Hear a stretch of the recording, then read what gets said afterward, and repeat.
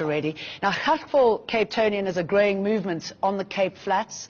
The non-profit organisation wants all black people from the Eastern Cape to leave the Western Cape. Joining us now is the group's spokesperson, Fidel Adams.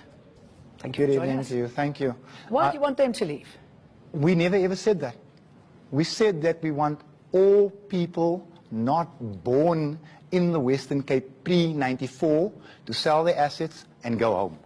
All right. This is what we did not. 94% of them being black? I don't know what the demographic is, but if it is, so be it. Why do you want them to go home?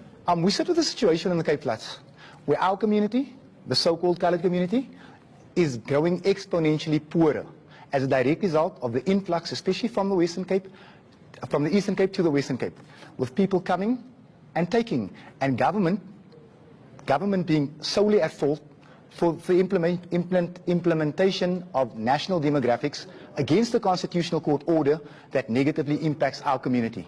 We've got good young kids sitting with worthless matric diplomas, not getting work because the state doesn't want them. The economy doesn't want them. Well, why do you think the state or the economy, and that's who you accuse of hiring those from the Eastern Cape, why do you think they'd rather hire them than somebody from the Western Cape? Well, there's an agenda to keep us poor, to keep us down. And why would they want to do that? Well, the ANC sees the Western Cape as a honeypot.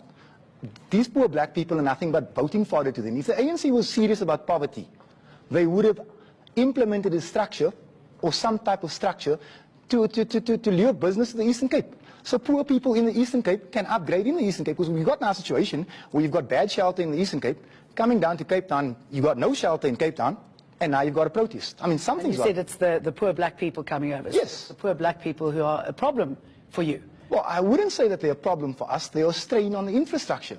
Our trains aren't riding because they weren't designed to cope with this amount of people. We've got people sitting at day hospitals from 6 o'clock in the morning, leaving at 4 without tablets because